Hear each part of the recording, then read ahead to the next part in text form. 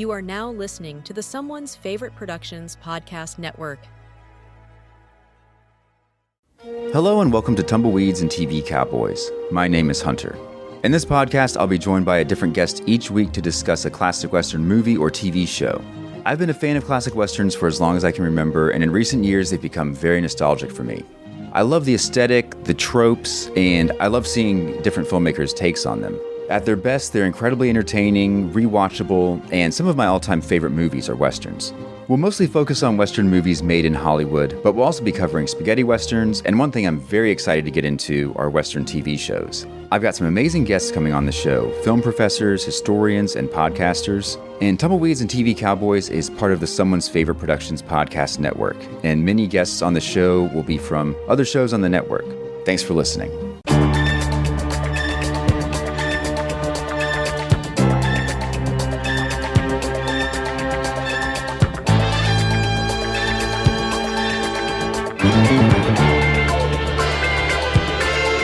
Hi there, everybody, and welcome to the official Deaf Crocodile podcast for July. Live again this time with Craig and Dennis, and coming back is Chris Senko, our social media manager, and a very special random guest in Los Angeles at Craig's side, Dr. Will Dodson. Hi, everybody. Hey, Yay, Dr. Will. Chris. Right. That is a lot of white male voices. Yeah. That's It's your former barbershop quintet. Quintet. I think we should do that and all dress up as Quint from Jaws. Anyways. When Will said he was coming into town and he asked what day would be good, at that time, Monday was empty. And I was like, perfect. And then by this morning, there were 3 meetings, and then this was scheduled. So I was like, come anyway. And I'm like, we'll have you on the show. Yeah. We're roping Dr. Will in. I flew all the way across the country to podcast with Ryan Verrill yet again. The cheapest way to go about it. All right, we've got some fun titles to talk about tonight, and also wrap up that got Cat City and the Czech silent films. We didn't know that June was going to be as hot as it was in our corner, and Cat City flew off the shelves, and the Czech silents did pretty well. Any thoughts on that, Dennis? It's amazing that there's so many Bela Ternovsky Cat City fans out there. It's great. It's great. The original had been out of print with us for a little while, and a bunch of people asked if we were going to reprint it. And, we had to kind of keep mum about the news that we were going to add the sequel, Cat City 2. So that's super cool that so many people bought the limited edition so quickly. And we're thrilled that our second silent film release dedicated to Czech director Jan S. Kolar's movies has been doing so well. And it kind of bodes well for us to continue doing more and more silent cinema. So very excited that those have both met with enthusiastic response.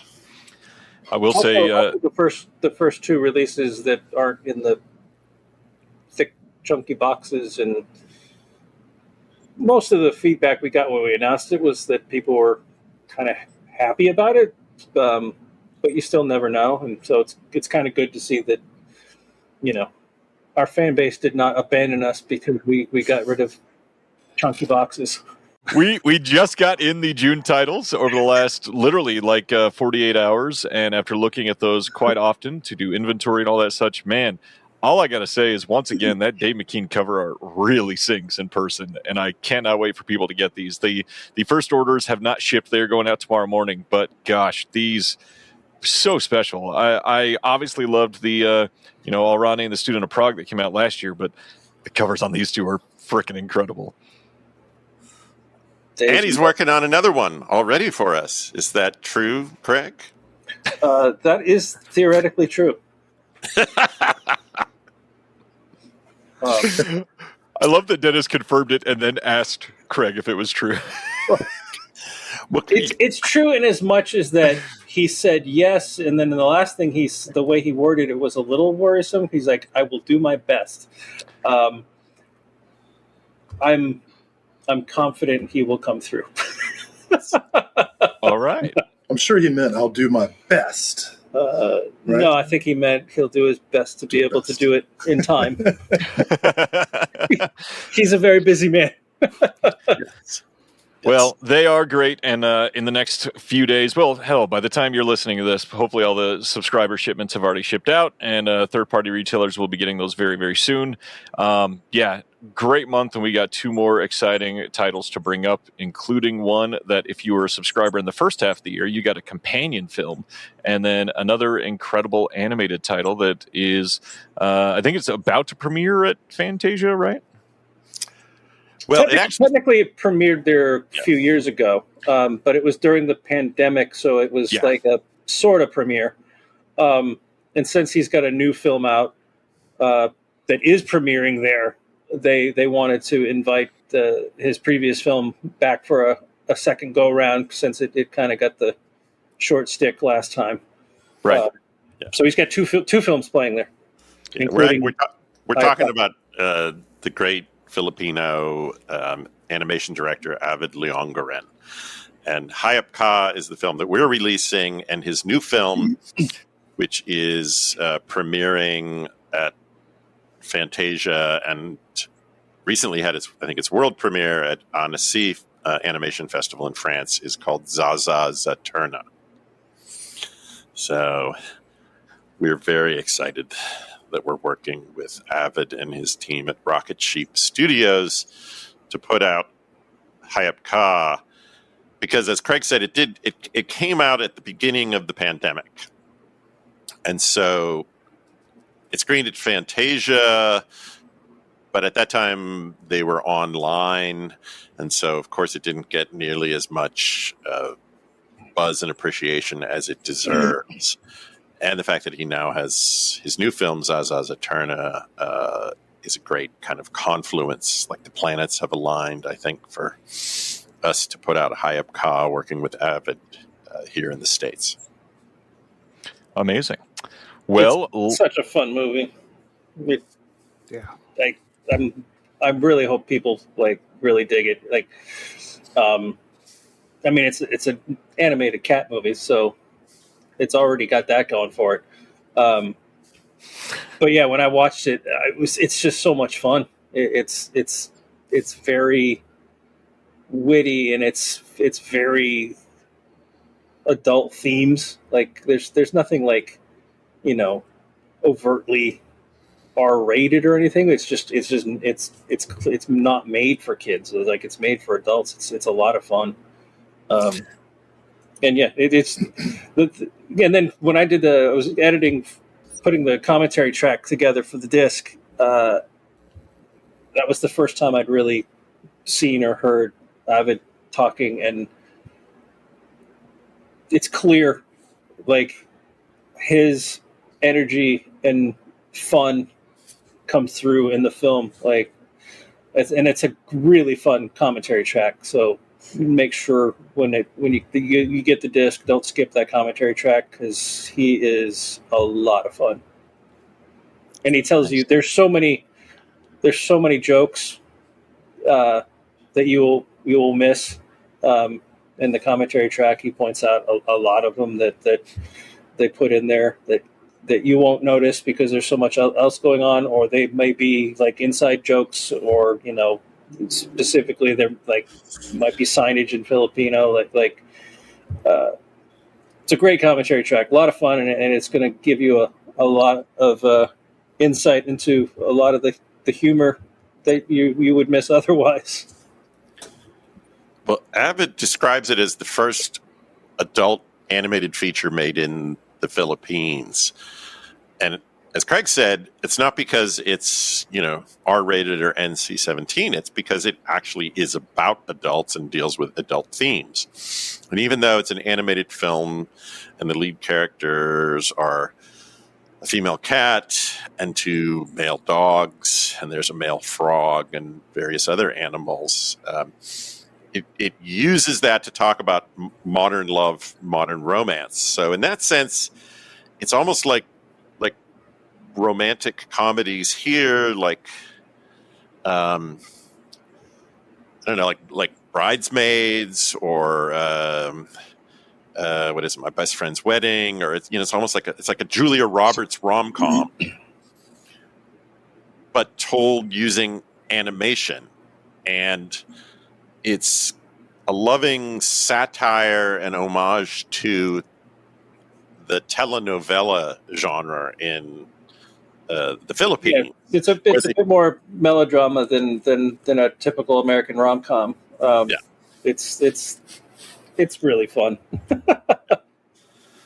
Yeah, it may not be explicitly R-rated, but boy, there's a lot of great double entendres and, frankly, single entendres. There's a lot of people talking about hot dogs and buns, and there's a scene where the ex-boyfriend dog comes out of the shower with a towel wrapped around him, but as Abbott points out in the commentary track, like, it's only a few frames, but you'll there's a bit of a bulge in that towel. Cats and dogs living together. I was so ready to hear Craig say the words Red Rocket, and it never came out. I mean, that's the kind of thing that's like throughout the film. There's little things like you probably wouldn't notice, but they filled it with stuff like sight gags and all sorts of stuff. It's a fun movie. Well, and I was going to say, Chris, you and your wife have been doing melodrama summer. Yep. Yeah, it's maybe definitely, you can share some of the melodramas you've been watching. Also, like, talk about like how melodrama, like when it's done really well, like in Hayop, some of the films you've been watching, why it is so effective. Yeah, I'm starting to realize as we go through the next 6 months of releases, and also the back catalog of Deaf Crocodile, that my two lanes are the most most complex puzzle box movies like Passage and The Man Who Thought Life, and the out and out melodramas like Tuvo Tulio and Hayop Ka. Those are my favorite two lanes. So far so I have a whole summer of Saturday night double features program for my wife and I. It's going to be a summer of melodramas. We always do a themed summer. We did 1970s movie musicals last year, female-led westerns the year before, and one close to Dennis's heart, Animal Attack Summer, three summers ago. So last week was My Kids Are Ruining My Happiness double, which was Written on the Wind and Polyester. And this week was New Mom melodrama. So we watched Victims of Sin, the Mexican melodrama / noir on Criterion, and really good Almodovar film that I had missed called Parallel Mothers. So, but yeah, in terms of, I think there's like such an interesting dividing line between melodrama and rom-com in certain ways, and the stakes are played so much more, I don't want to say higher, but the intensity of the emotions tends to be higher. There's a lot more out and out sobbing. There's a lot more yelling and recrimination. There's a lot less, well, fine, be that way, and then slam the door, and then, stomp around, and, as a Postal Service song plays in the background and they're crying in the rain or whatever. But like, I really, especially just the way the world is right now, I'm just much more inclined towards screaming and clawing at the air with my fingernails and flared nostrils. It feels right. And yeah, Hayop Ka is such a really great example of it, because it's ostensibly, or it is about a young woman who has to choose between her poor but sweet boyfriend and a sexy rich guy who may or may not dump her for whoever comes along next. And it goes into some really in-depth sort of conundrums by the end, let's just say. And it doesn't really give you a nice sort of tidy ending that you would expect from a rom-com. Like, the melodrama of it is that I think that Nympha has a sort of more complicated conclusion with her two men and her life, which is amazing. Yeah, typical American rom-com, in the beginning, before you even start watching it, that the two leads by the end will be together. Like, that's just how those movies work. You don't know how this one's going to end. It's definitely, it's definitely more telenovela than rom-com. And it does the thing I love of it. It keeps the story going through the credits. Like there's more story to be had as the credits are rolling. Very nice. I love that at the beginning of that conversation, Dennis, we were talking about double entendres, and Dennis said, "You and your wife have been doing melodrama summer," and all I could find was, what exactly does that mean? All right, so Lots of screaming and crying. I still don't ever get the laugh for this that I want, but one of my favorite jokes is a man walks into a bar and says, "Give me a double entendre," so the bartender gave it to him. That's a classic Will joke. Love it. Well done, sir. That's a good one. Thank you. All right. Praise from Caesar. Hayop Ka is coming out. We've got some essays on here from Walt Shaw, as always, and Rupert Bottenberg. Who is that essay from, Dennis? So Rupert is one of the wonderful programmers at the Fantasia Film Festival in Montreal. And he has been, and Fantasia have been great supporters and champions of Avid Leongarin's work in particular. As I said, they're premiering Zaza's Eterna there in just a few days, but world animation in general is one of their kind of real strong suits. So we asked if Rupert would write about Avid's work. And of course, Walter Shaw, whose work we adore, he contributes to every one of our releases. As Craig mentioned, we have a new commentary by Avid himself and the co-writer, co-producer of the film, Manny Angelis. We have a new visual essay by film historian Celeste de la Cabra. And I think this is Celeste's second visual essay after third, because I know there was Tomorrow, Hair High, and Hair High. Oh, Hair High. So this is the third that Celeste has done. So we're super excited with many more to come from Celeste.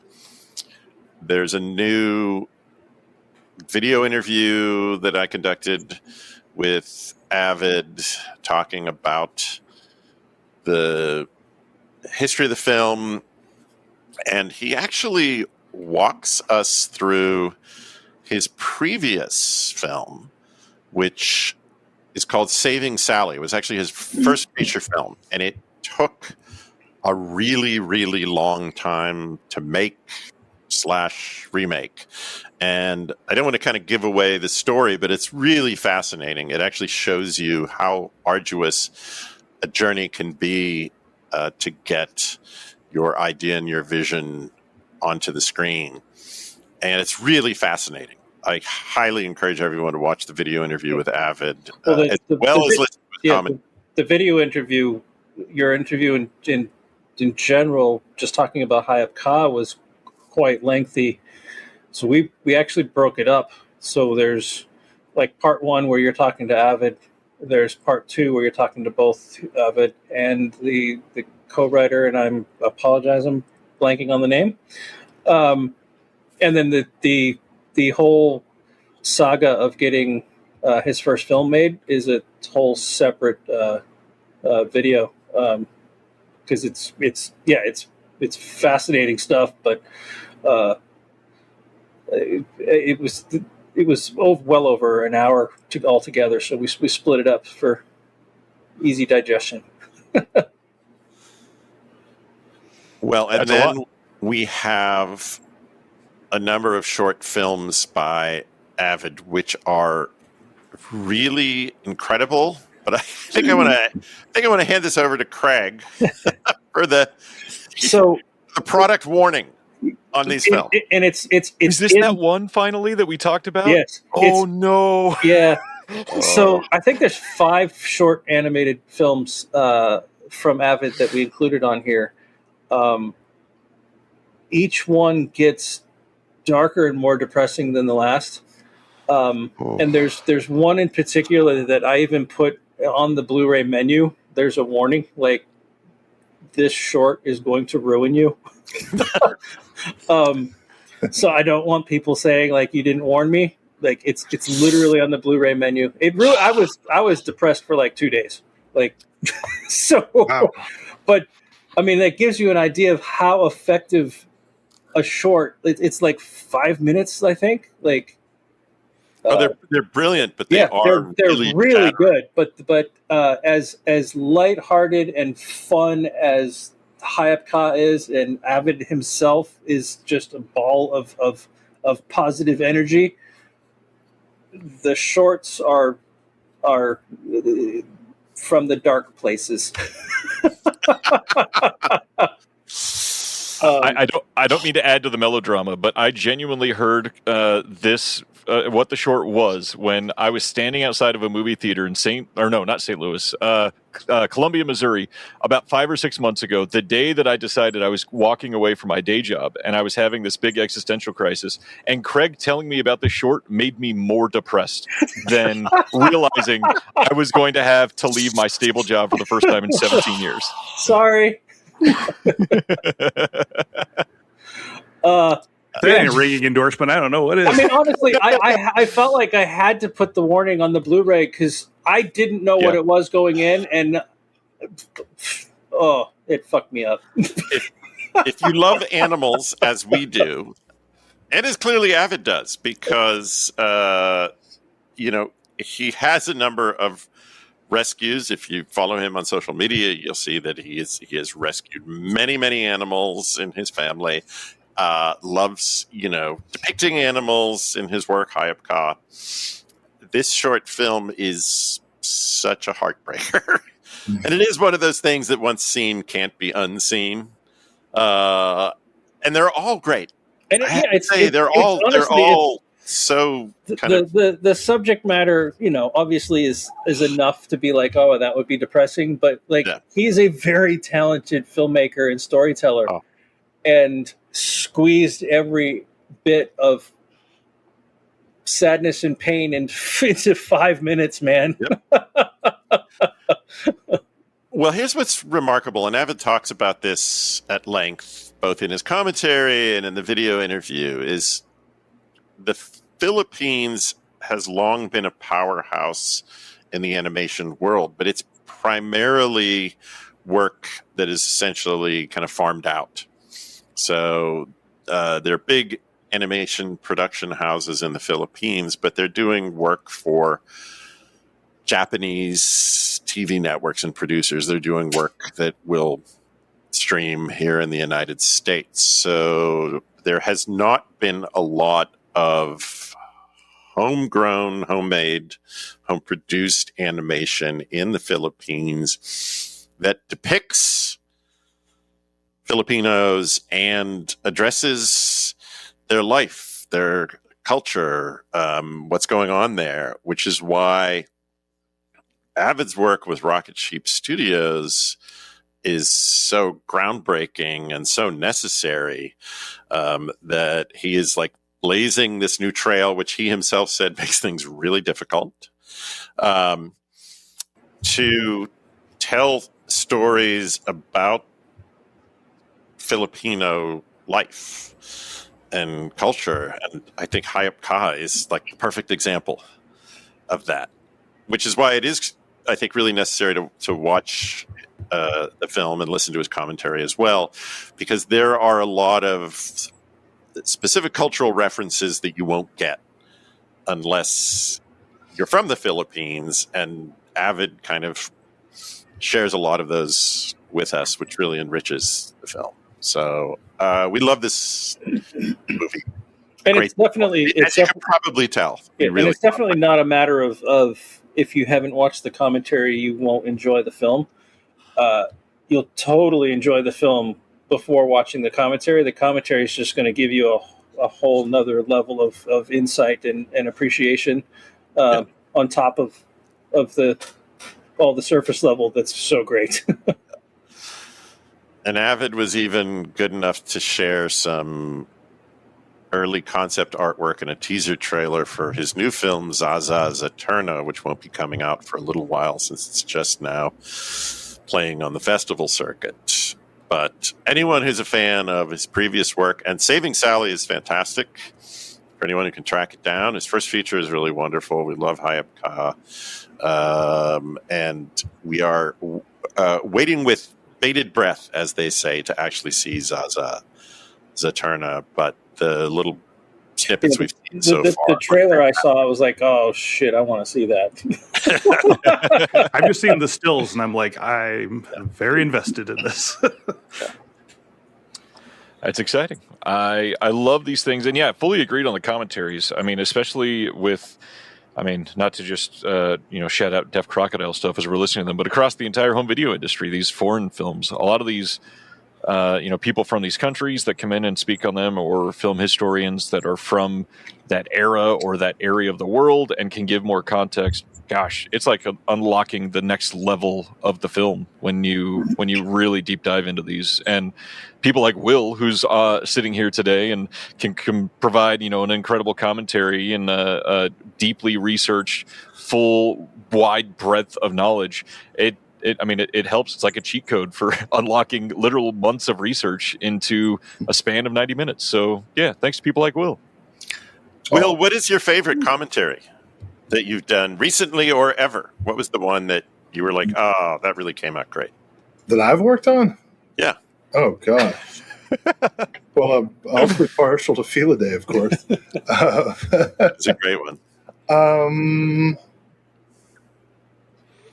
You really put me on the spot. I don't know. I'm so ready for him to bring up Nail Gun Massacre, where the film starts and we immediately say, normally we'd introduce ourselves, but you'll see there's this brutal scene happening on screen. Oh, no. Yeah, talking about depressing. Nail Gun Massacre. You guys actually did the commentary for that? We sure did. I think there's one of like 5 on that release, I think. We've really grown into doing these. It's such an interesting transition from being primarily an academic writer and lecturer to audio commentator, because I would have thought that lecturing and audio commentary would be very similar, but it really is a whole different genre. So having experimented with it and learned a lot, I think each one we do has its own merits and demerits. I guess I really do like the one we did for Felidae, because it combines kind of commentary on the animation, on the source material, on some of the social context of the film. Cat sex. All the cat sex, which you would not believe how much I read about the ins and outs, as it were, of cat sex in order to prepare for that. Double entendres just keep on coming. Yeah.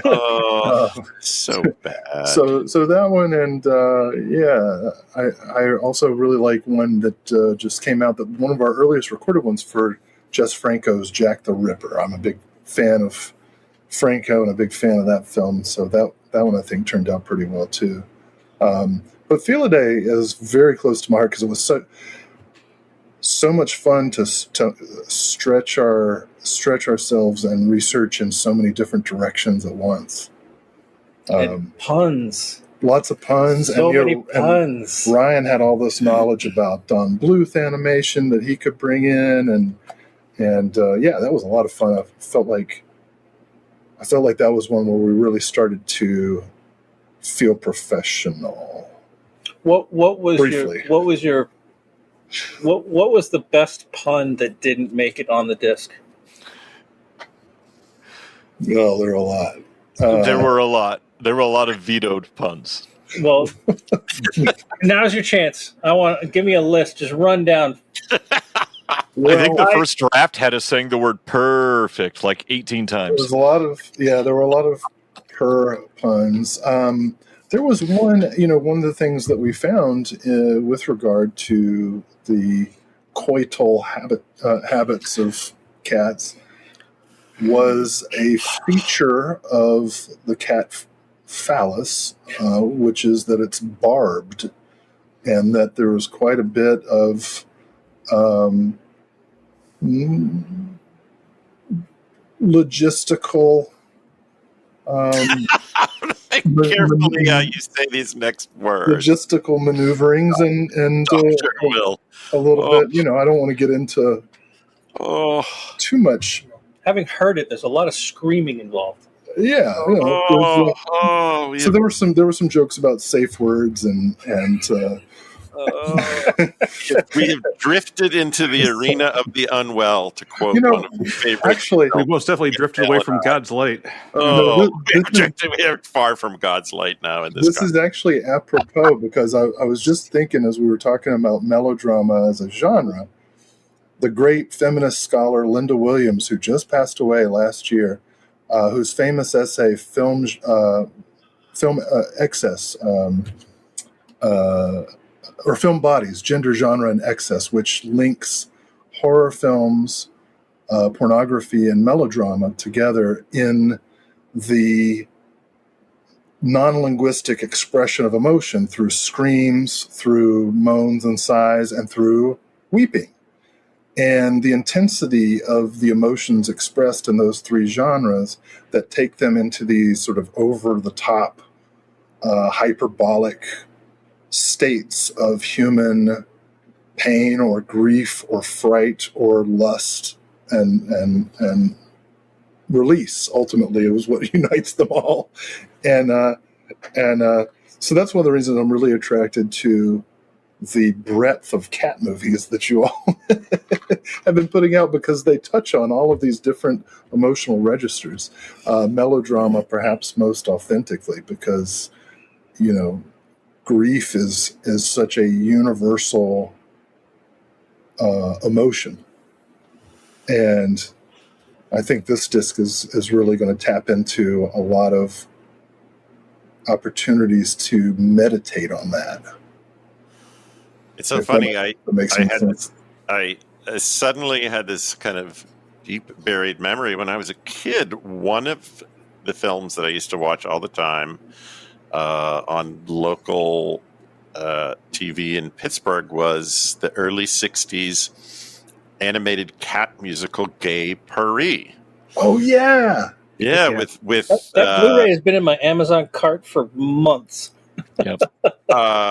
Judy Garland and Robert Goulet and Paul Frees and Red Buttons, Hermione Gingold. It's got amazing voice talent in it and great songs. And they have Judy Garland. But of course it has, just having Judy Garland voice one of your characters is going to give you this melodramatic aspect. And I realized that may have planted very early on a seed for our mutual obsession with animated cat films. A really good film. I recommend. If anyone out there listening hasn't seen Gay Paris, it's really entertaining. Quite. We do need a lot more animated. Counterpoint: The Aristocats. Yes, it's true. It's true. I liked it. I mean, I was a kid when I saw it, and I had the double LP of Disney songs, and I listened to "Everybody Wants to Be a Cat" approximately 1,400 times. But popular wisdom is that the Aristocats didn't work like it should have. But what did I know? I was a dumb kid. Who wouldn't want to be a cat? Everybody wants to be a cat because the cat's the only cat who knows where it's at.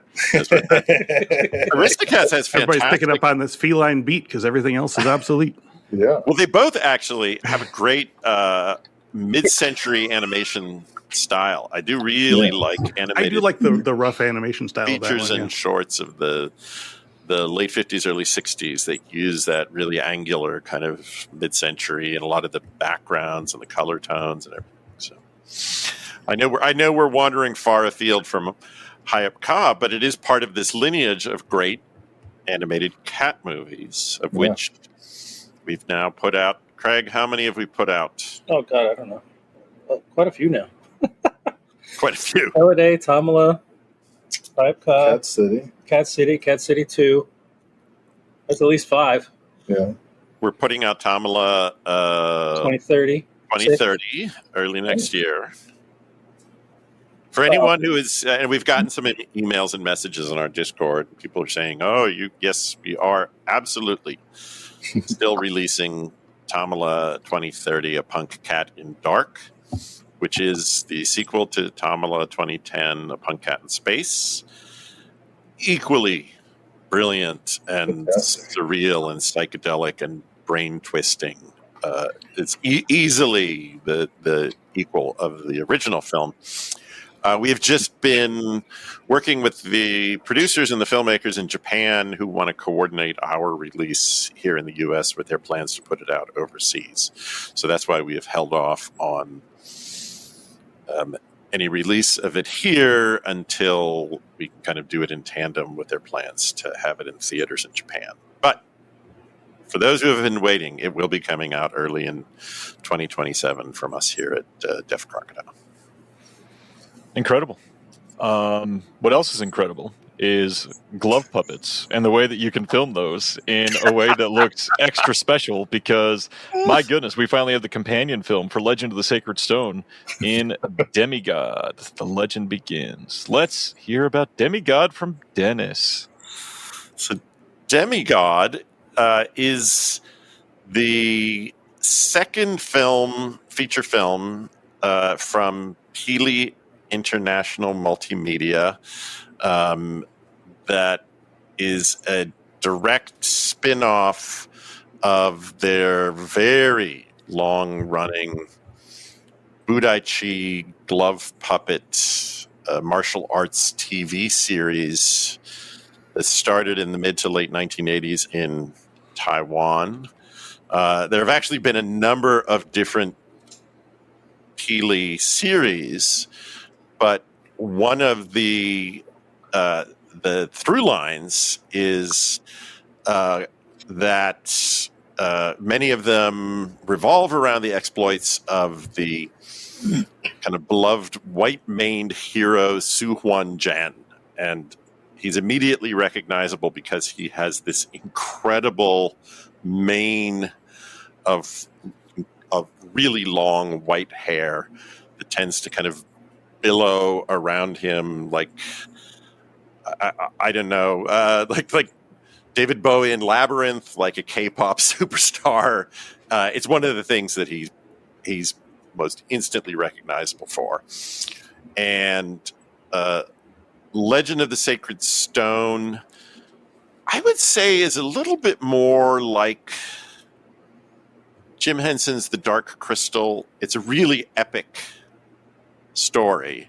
And Demigod, the legend begins, actually goes back to take a look at the origins of the character of Su Huan Jan.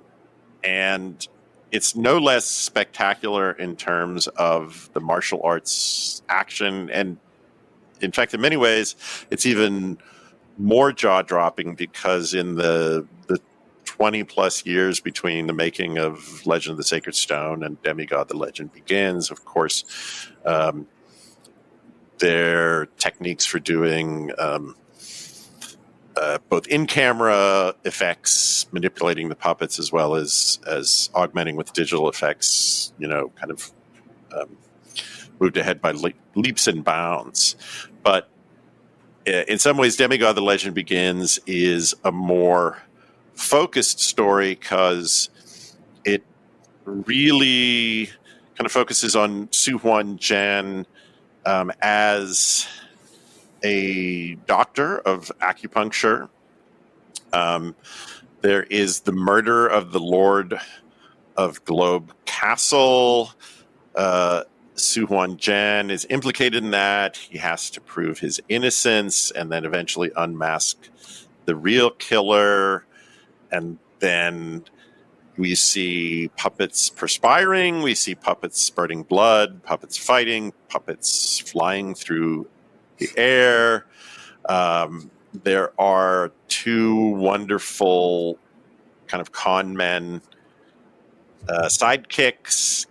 There's actually a lot of really funny, snarky dialogue, which is really surprising. It's one of the things I loved about Legend of the Sacred Stone with the villainous, the unkind, these kind of grotesque demon-like characters that actually have a lot of comedy that really helps lighten the first film. And they've got a similar kind of comic through line in this one.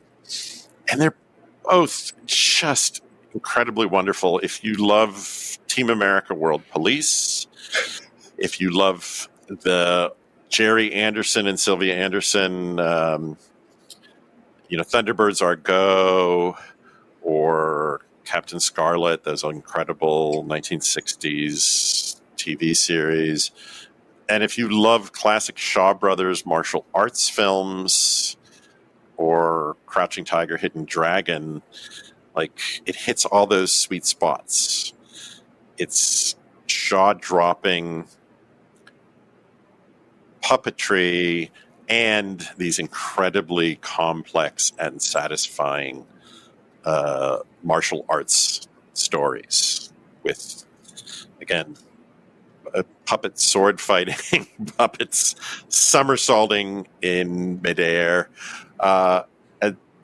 The interview that I got to do with Chris Wang, who is the president of Peely International Multimedia that produces the TV series, and he directed and produced the feature films. Really amazing, because he talks at one point about how the puppeteers had to operate puppets underwater. So the puppets are big. They're like 3 feet tall. And they're operated from below, glove puppets. But they're really heavy. And Chris even says, he had started out training to be a puppeteer, but it takes enormous control and upper body strength. But for certain sequences that were shot over the water, they had to have the puppeteers underwater wearing scuba gear. And remember, these are puppeteers. These are not like scuba divers. And they had to weight them down so that they would not move around in the flowing water. So you can imagine being one of these puppeteers. You've got incredibly heavy 3-foot-tall puppets that you're holding up. You are wearing scuba gear and you're wearing weights so that you don't shift around in the moving water. And the dexterity and the concentration and the artistry to be able to manipulate these puppets and to give incredibly rich and moving performances. I have to say, it is some of the most incredible puppet artistry I've ever seen in both of these films, which is why when they were recommended to us and then when Craig and I looked into them, I mean, within 5 minutes is one of those moments where we're like, we absolutely have to release these films. Wow. That's a lot. So we talk about the hands.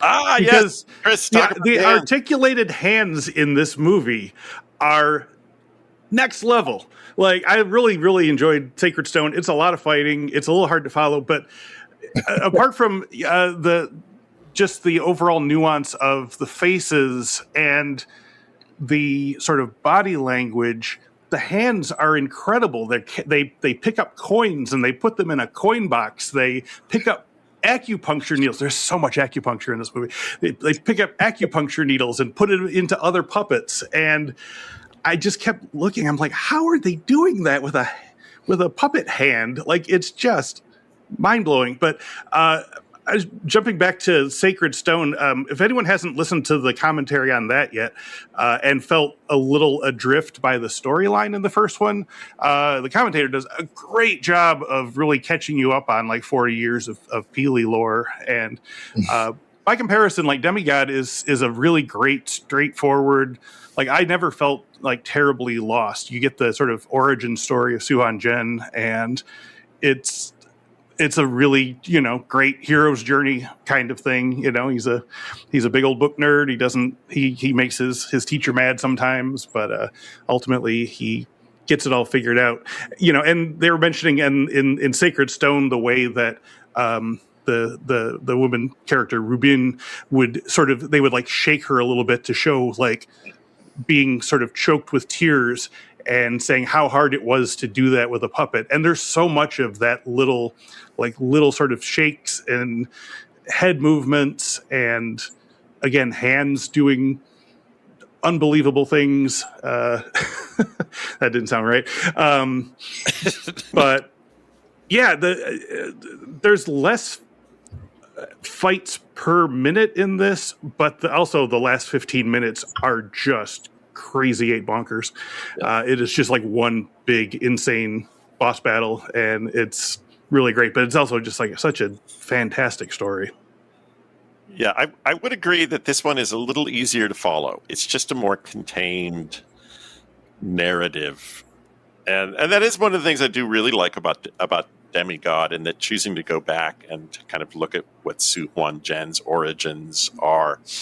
They came up with a very sort of concise narrative for him. The other thing I really like, I love movies about books and ancient manuscripts, esoteric manuscripts. And this one is all about the search for the limitless celestial book. It's about what happens if you borrow too many library books and you don't return them for Su Huan Zhen has like $8,000 in library fines when the movie He's got starts. a fortune in overdue library book fines that plays That's why he has to go back to being an acupuncturist. exactly, it plays a significant part in the plot. So there's all this great detail in it. It's really wonderful. You know, we love both of these films really dearly. I hope that they do another one. I think, you know, in my conversation with Chris Swang, I think they are hoping to do another Keeley Budachi glove puppet feature continuing the adventures of Su Huan Zhen. So I really hope that gets made and that we get a chance to release it through Deaf Crocodile, because we've loved working with Peely. And just a special shout out to Yuri Nishimoto at Peely International, who has been our main contact there. And Yuri has really been incredible in terms of helping us to, get these wonderful materials, in addition to the lengthy video interview that I did with Chris Swang. There are trailers for several of the recent Peely TV series, like War of Dragons, Doom of Dragons, and Doom of Dragons 2. And this is really just scratching the surface. I got to tell you, there's dozens and dozens of Peely series.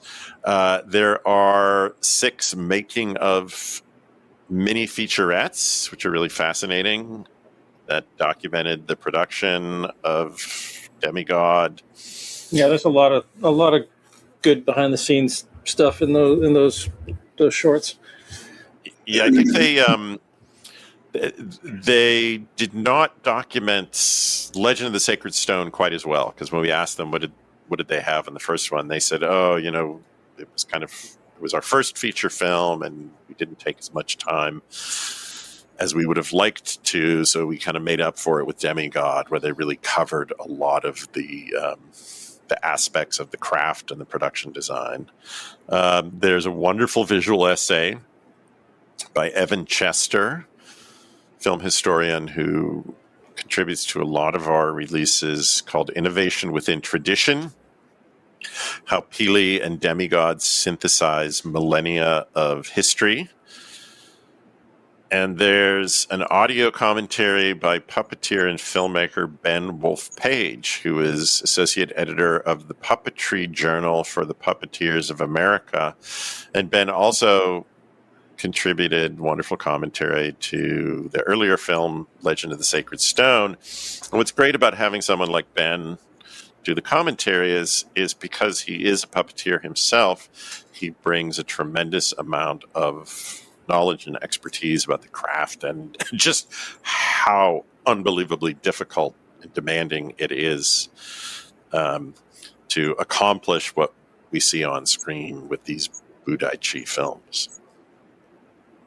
I just love that you're the company that you can say, oh yeah, on this commentary, this puppeteer expert can provide all this context. That's not a common thing. I hope you understand how treasured. And he's back for a second time. Right. Yeah, we brought him back because this puppet expert is so good. What sentence is that? That's not a common home video industry sentence. And also incredibly, making a commentary track is not as easy as you might think. And his commentary track is like, it's fantastic. Like, you would think like this is what he does all the time, but Yeah. I'm doubting that he does a ton of Blu-ray commentary tracks. Oh no, I think these are among his first Yeah, ever he for Legend for Demigod. he did a great job. Yeah, Craig, like you said about Avid's commentary for Hayop, I think Ben's commentary for Sacred Stone, like it's almost an essential like second.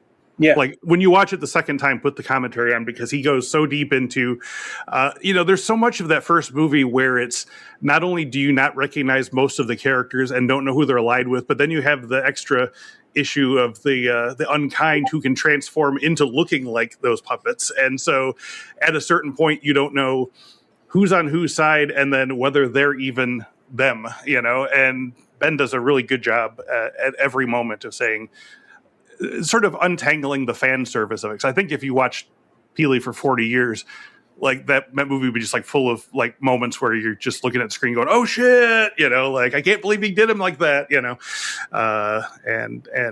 but that's going to go right over our heads. Well, and even though we said that we were transitioning to mostly doing the new O-card slipcovers, because we want to... My husky czar is protecting the house. My apologies. Somebody's walking their dog in front of our house. Well, at least Mario's safe. And Czar has to let him know. So even though we said we're transitioning to mostly doing the O-cards, we wanted this release to match the one we just put out for the deluxe limited edition of Legend of the Sacred Stone. So this one will, in fact, have the chunky box and incredible artwork for the deluxe slipcover by Richard Cox. And Craig, maybe you want to talk about how that fits together this, to Legend of the Sacred Stone. Demigod kind of, when we were talking about not doing as many of the hard boxes, I had to flag this one as, well, this one has to be. Because when we were doing Legend of the Sacred Stone and preparing for that, I talked to Richard about ideas for doing that cover. And at that time, we already knew that we were also going to be doing Demigod. So he designed the covers to lay out and work together. So the cover for Legend of the Sacred Stone is really only like half of the image. The cover for Demigod continues that image, and they all work together as like one big, incredible drawing. So kind of had to be a chunky box. I know if I were a customer and I got half of it in one form and half in another form, and they were supposed to go together, I'd pitch a fit. So, and the art matches across them, that'd be awful. So, and honestly, I didn't think he could top the cover for Legend of the Sacred Stone, but I think the Demigod cover is even better. It's like, it is really striking. It is fantastic. I may actually prefer it. Two. It's incredible. So yeah, I'm very, very excited for people to see it, and I'm sure there'll be a lot of people that don't listen to this that will discover on their own accidentally, like, hey, these go together. So we're going to encourage people to buy these as soon as they can, because these will sell out. Both of these, Hayop and Demigod the Legend Begins, are going to sell out in the deluxe limited editions, the O-card for Hayop and the chunky box for Demigod. They will sell out quickly. And in addition to the beautiful artwork by Richard Cox, there is a beautiful illustrated booklet with new essays by, once again, Walter Chaw and Rupert Bottenberg. So actually, both releases this month have essays by Walter and Rupert. So as it turns out, Rupert is an enormous fan of the work that Keeley has done, and these two films in particular had contributed to the booklet for Legend of the Sacred Stone, and here he writes about Demigod as well. And of course, Walter's essays is brilliant as always. So we are super happy and that we were able to work with Keeley on these. I know that they have been very happy with how it's turned out for them when they received the Blu-rays for Legend of the Sacred Stone. I think they were really elated to see all the bonus features, all the care that went into the artwork and the packaging. And so I hope everyone is as equally delighted with Demigod. I think they're going to like it better. Well, I think Legend sort of prepares you. Yeah, Legend. Demigod, I think, is a great follow-up. It is really, like, once you kind of see what the world is like, and then Demigod just really hones in on Su Huan Zhen's origin, and it's great. It's an easier story to follow. Like you said, in the 20 years since the technology, the camera work, everything has improved. The sets, the sets are just they introduced some non-hand puppet characters in this, which are actually like people in a suit because they're so big. Right, and they are stunning, like incredible characters. So, I think people are going to love the hell out of Demigod. And Chris talks about that. Chris Wang, the director, in the interview that I did with him, he does talk about how, in the intervening 22 years between the first film and the second film, that there were a lot of advancements and developments for them as a company. Now, one of the things I did ask him is I said, did they reuse any of the sets or the puppets from the TV show? And they said no. They essentially had to kind of build all new sets and costumes and puppets for the feature films that they, of course they were very familiar with what they needed, but they didn't just take all of the TV puppets or reuse the TV, sets, that they created them specifically for the feature film versions. And I think it really shows. And those bonus featurettes, the behind the scenes stuff, it was really interesting that because they introduced those two characters that are so much larger, that affected everything. All the sets, everything had to be at a different scale so that the sizing of the puppets and the other characters would all look correct. So sets were bigger. Everything, like most everything, had to be larger. So those characters didn't look out of place. It's kind of amazing that one little change, you're like, oh, we want this one character, so it's going to be a guy in a suit. And you're like, well, that kind of affects all of the filmmaking.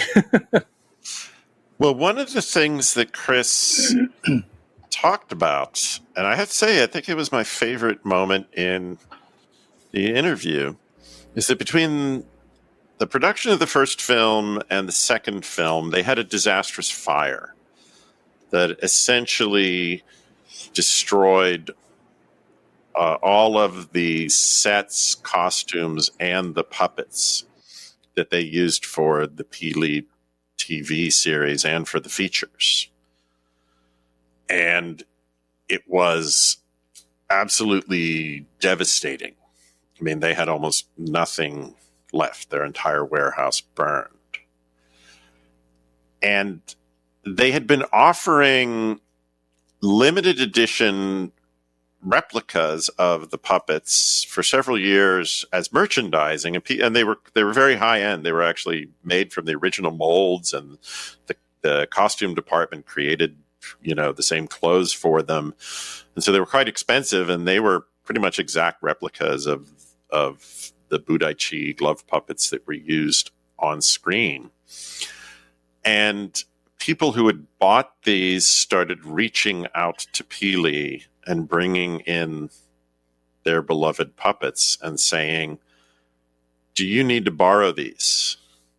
And in fact, they did, and they used them to replicate a lot of the molds. And he said he was so touched that all of these fans of the show actually started coming to their offices and bringing in the different figures and saying, here, please use these.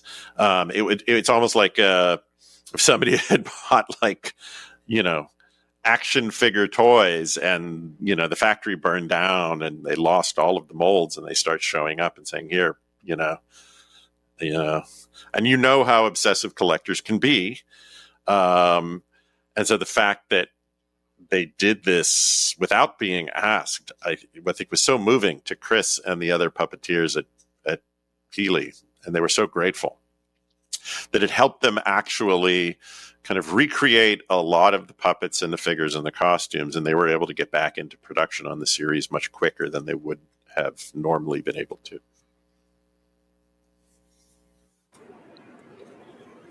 These are two movies that are quite different, but also quite similar in craft. And I'm very curious to see how people respond to this super fun month. I also love that these are coming out right after the two Czech silent films and the Cat City collection. All four of these together are just so uniquely Deaf Crocodile. And these 2 months smashed together, it's like perfect, just overall encompassing bookends of what you guys are incredible at. It is kind of, I didn't really think about it, but yeah, last month and this month, if you want a good kind of idea of the kind of stuff we put out, it's a pretty good cross-section in these 2 months. Silent films, glove puppets, and a shit ton of cats. Well, and the other really cool thing is we've released a lot of cinema from Eastern Europe, from Hungary, from Czechia, from Romania, from Lithuania, from Estonia, from Russia, Germany, and also, throughout Europe, France, Ireland, you name it. And the fact that we're now able to start releasing some incredible films from Asia, from these two wonderful Budaichi glove puppet films from Taiwan, Hayop from the Philippines, and we have some more incredible releases coming up, in the next 12 to 18 months. I haven't updated the map on our website in a while. I need to put some pins in there. We've hit a few more countries. Yeah, and if people are wondering what the hell I'm talking about, on our website, if you go under fun, there's a map. There's a Where is Romero or something like that, and it's a world map of pins pointing where all the different films we've released are from. And I'd love to get a pin in every country, but I don't think we'll get there. But it's a good goal. It's also just an important time to remind people about that fun tab on the website. I don't know why, but I feel like once a week I'm sending a link from that tab to somebody who is asking me a question. I had somebody who was staring at their collection the other day and said, do you know what spine, I think it's 38. Do you know what spine 38 was? I feel like I'm missing that one, and it's the only one that I'm missing. And I said, you could just pull this up. It's on their website. It's one of the best things about this is all of the information is available for you. But the other thing, the reason I brought it up, you just added out-of-print booklets, and that seems to be taking some people by storm right now, loving this idea. How is that working out? How are we doing that? What can people get from the website now, Craig? I don't think I've got all of them up there yet, but I've got a good chunk of the booklets that came in the limited editions that have since sold out. There's some really great essays that were on those booklets, and they aren't in the standard editions. So we've taken those booklets. I basically took the PDF file that was sent to the printer, and I've been uploading them to our website. So under that fun tab, there's out of print booklets. You just add them to your cart like you're going to purchase them, but they're free. And when you check out, you'll get an email with a download link with the PDF. So it's been really popular. And I really love seeing, because tomorrow limited edition sold out very quickly. So I love seeing a lot of people are buying the standard edition and throwing the booklet PDF in the cart with it. So they still get to read the great essays that we were included with the limited edition. It's incredible. I love it. Now, I know we have a big announcement, which is not actually going to come out until next week. We have a tease for a big announcement. We have a tease. It's like when some of the big blockbuster movies have a trailer announcing that the trailer's coming. This is the trailer for the trailer. But no, it is kind of huge. I mean, I would love to quote Bernie Sanders and say huge, but then people would there's another guy that says it that way that I don't want to imitate. But yeah, it's kind of a big deal that we'll be announcing next week. All I'll say is it's not title related, so don't be trying to guess what title we just signed, because it ain't that kind of news. Not title related, but the fact that you got the first agreement with Disney and broke open that vault, just stupendous. Yes, we're releasing Song of the South in 4K. That's already been clipped. I was just going to say Inferno, but you really went there. Hey, as a little kid, I saw that movie so many times, loved it, sang the songs. The horrific racism went right over my head.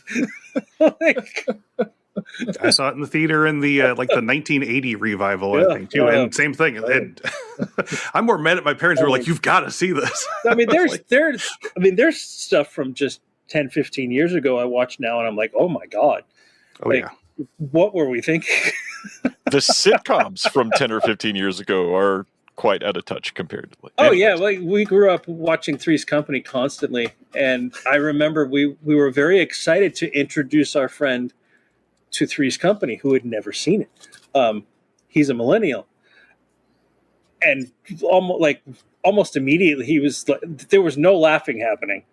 And we're just like, he's like, "You don't think it's funny?" And he's just like, "It's awful." He's like, "They're so mean.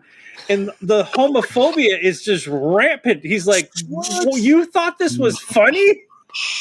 I thought it was very progressive for its Don't you see? He's manipulating two women at the same time, and they're in different rooms. That's hilarious. It was the It was my grandma's favorite TV show, especially Mr. Roper. Let's go put up some shelves, he was, Mr. Roper. I mean, hilarious. Oh, the euphemisms for Mrs. Roper's Oh always God, yeah, having the two of them. bully Mr. Roper. Norman fell into having sex with her. Let's go put up some But yeah, shelves. comedy has changed a lot. The mean comedy is not as popular as it used to be. Yeah, I mean, times change, and but we grew up usually on for the most part, amazing like better. Sanford and Son, and All in the Family, and a lot of the sitcoms of the 70s. That I grew up on. I've got a box set of the entire All in the Family series on DVD. Yeah. I have to explain to students in my history of television class that when they watch All in the Family, they need to understand that the point of the show is to make these progressive statements rather than to promote the worldview of Archie Bunker. A lot of times they have trouble distinguishing between the two, but it's worth the effort. And, this is one of the reasons why it's so great that Deaf Crocodile curates films from all around the world to help understand not only other perspectives, but other times. I was in Moscow in 1987 with a college trip, the NYU College of the Arts that I was at, and we ran into some Russian students who were actually black market traders in Red Square, and they were introducing themselves, and one of the guys said, "My name is Archie, like, Archie Bunker." And it just shows how, pervasive, here, in Red Square, Archie Bunker. So, one of my favorite TV shows of all time. Great show. Students love Maude. I show Maude, and I don't have to explain that at all. They get into Maude. Maud's pretty solid, yeah. And yeah, like you said, it doesn't require a lot of teeing up. Yeah. Golden Girls. Oh my God. Yeah, well, the millennials love Aria Golden and Girls. her female friends love Golden. Millennials love Golden Girls because everybody just needs more friends. I mean, I grew up watching a lot of reruns of really crazy 60s TV series like F Troop, Green Acres, Petticoat Junction, like a gazillion hours of Gilligan's Island, of Gomer Pyle. I mean, that was the era when they were just rerunning the Monkees. There was tons and tons of that stuff that was just rerun constantly in the late 60s and early 70s. We're so wildly off topic, but since we are,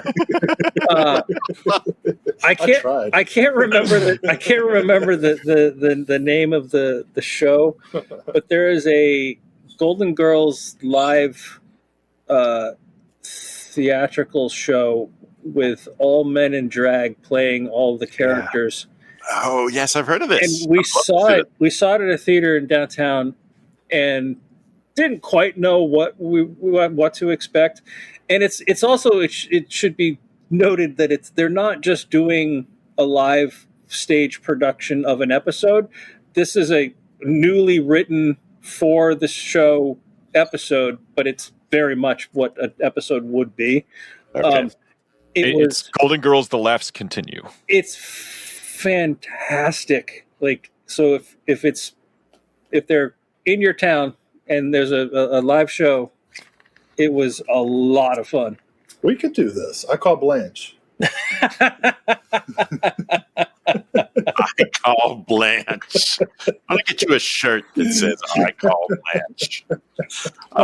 Everyone already says I'm Dorothy, so there we go. Hogan's Heroes is the one. I literally must have watched 100,000 hours of Hogan's Heroes that you could never, ever. I mean, funny Nazis is essentially what. Funny concentration camp, let's be funny honest. Concentration camp. Or POW camp. POW camp, yeah. Basically, yeah. You had Sergeant Schultz and... Which is crazy. I mean, that came out only like 20 years after the war. Like, this was... Hilarious timing. Like for any young the fact people, that worked. For any young people who are hearing this without context, please Google before leaving a comment. Yeah. For the record, this is the same episode that had funny Nazis and barbed penis maneuverings brought up by Will. Hey. Barbed cat penis maneuverings. So we're German cats. Well, meow. Dr. Will was talking about there. In the words of Conan the Barbarian, what are the finest things in life? That's just not right. Dr. Will, have you seen any films recently, new or old, that you thought were really remarkable? It's like it's a Thursday night. Oh my God. Putting me on the spot. Any films, new or old, that I can talk about on this podcast that I thought were pretty terrific? Yeah. Nope. I saw a really interesting Western called Rawhide. Not that Rawhide, I love that movie. It's right? kick-ass. You know what I'm talking about? I do, yeah. Yeah. Really interesting, like single location. I don't want to give anything away about it, really. When's it from? Let's see. This would have been 19. Gosh, 60s, 70s. 50. Like late 60s, late 50s, early 60s, maybe? Is it 60s already? It might be. Maybe late 50s. It feels This is what happens when I'm put on late the cycle. spot. Is a tough movie. Yeah. The performances were fantastic. You're 51. talking about the Henry 51. Hathaway. It's a Henry Hathaway movie. Yeah, it's 51. with, Tyrone Power and Susan Hayward. yeah, that's it. And Hayward is great, and I really enjoyed that quite a bit. So that's one I would say. I recently saw I took my daughter to see The Sheep Detectives and was nearly moved to tears. Did not expect it to be a deep meditation on grief, but there you have it. We had to have a conversation afterwards, but it was quite charming in its melancholy way. I've heard good things. Yeah. And okay. Here's a film I thought was terrific that I hadn't seen in a long time. I just presented at the Cary Theater in North Carolina, The Big Trail, Raoul Walsh's 1930 grandeur scope with a young fella by the name of John Wayne, nobody had ever heard of, leading the way. Tyrone Power Sr.'s only sound film before his unfortunate death in 1931. A really cool early sound Oregon Trail westward ho film. Really like it. I have never seen that projected. And is that just widescreen, or did they use like a triptych effect for that? I can't remember. It's a triptych effect. It's basically CinemaScope, but like 23 years early. Okay. And it was a disastrous financial blunder on the part of William Fox, who attempted to get theaters to renovate, to put in giant screens in the middle of the Great Depression. Sounds like a good idea. Only one theater in New York and one theater in LA were able to show it. Ryan, have you seen anything recently that you really loved? I'll say one that I know that Craig saw and loved. I'd say the contemporary film The Invite is quite special. Plays like a chamber piece. It's mostly a one-location film, except exceptionally kinetically directed in a fairly small apartment. Never really bored. All maneuvering between just a few very small rooms. Incredible ensemble cast. Just beautifully directed. And I know that I've heard other people say this about other films recently and kind of scoffed quite a bit, but this is maybe some of the most realistic dialogue I've heard in a film in a very long time. It is just human. It's great. It's the best film I've seen this year for sure. Wow. I and again it helps. I didn't really know what I was getting into. I kind of thought I was going to see a Seth Rogen sex comedy. Because that's kind of what the trailer sort of looked like, and technically it is that. It's a Seth Rogen. It's funny. Yeah. It's about sex.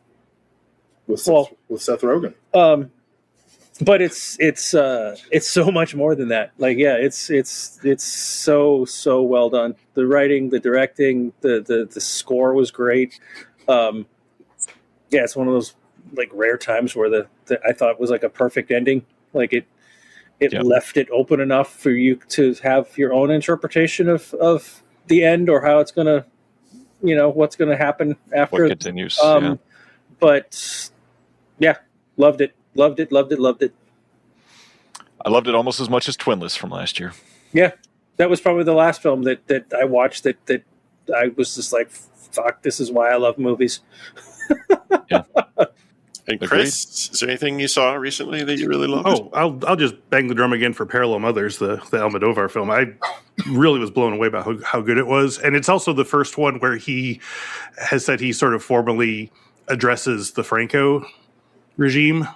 He's been very sort of quiet about that in the past, and this has a whole storyline about hiring professional excavators in a small town to sort of find the remains of certain family members who were buried in a mass grave at the start of the Franco era. And it somehow weaves perfectly into this main story of two women who are pregnant at the same time, who are very different ages. And again, I don't want to give too much away, but it's I was really like holding my breath at certain spots because it was just so enveloping. I'm going to have to check that out. And more people do need to know what Jess Franco did. Yeah, he knows what he did. No relation. Uncle Jess, you should apologize. What you did to all those people. All right. I think that is all we have, other than just, again, to sort of harp on, pay attention to our socials next week. The 22nd will be the day where all will be revealed. Socials, email, newsletter, more to come on that front. You'll see... I know that we just teased today, but if you're listening to the podcast, we got a tease today. There will be a tease of a tease today. Monday will be a tease, and then Wednesday will be the full reveal. So multi-layers to this onion, as per usual. Hats on hats. Well, the logo's got a hat on it, so we gotta show the smaller hat on the inside. And in the case of Deaf Crocodile, we have a space hat with a top hat on top of it. That is true. That is true.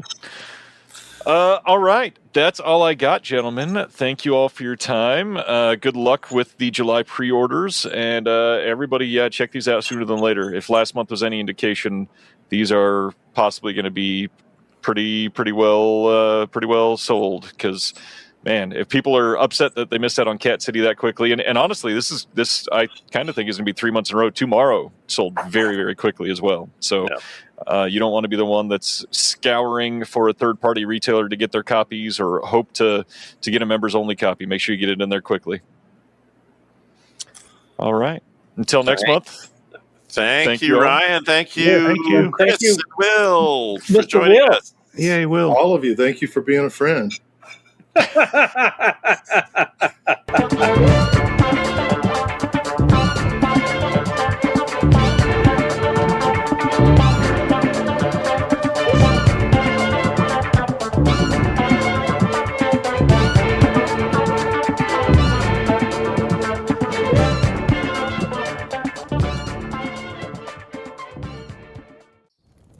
Have you ever wanted to dive deeper into the horror movies you love?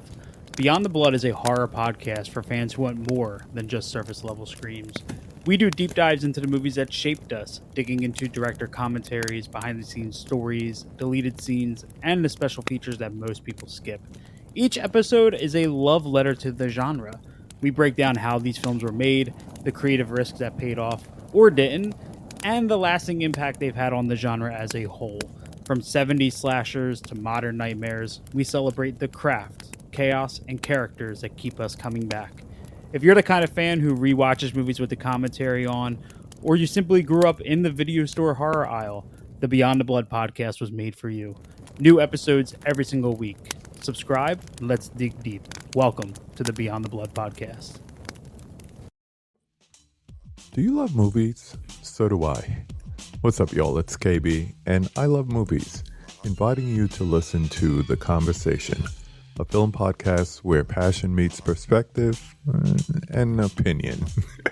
From the old school to the new, I invite a guest on to discuss the movies that thrill us, challenge us, break our hearts, or even blow our minds. There's always new episodes dropping wherever you get your podcasts. So join the conversation. We don't just watch movies. We love talking about them too. The Conversation with KB Loves Movies, a part of Someone's Favorite Productions podcast network.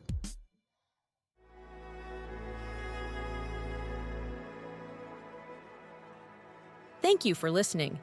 To hear more shows from the Someone's Favorite Productions podcast network, please select the link in the description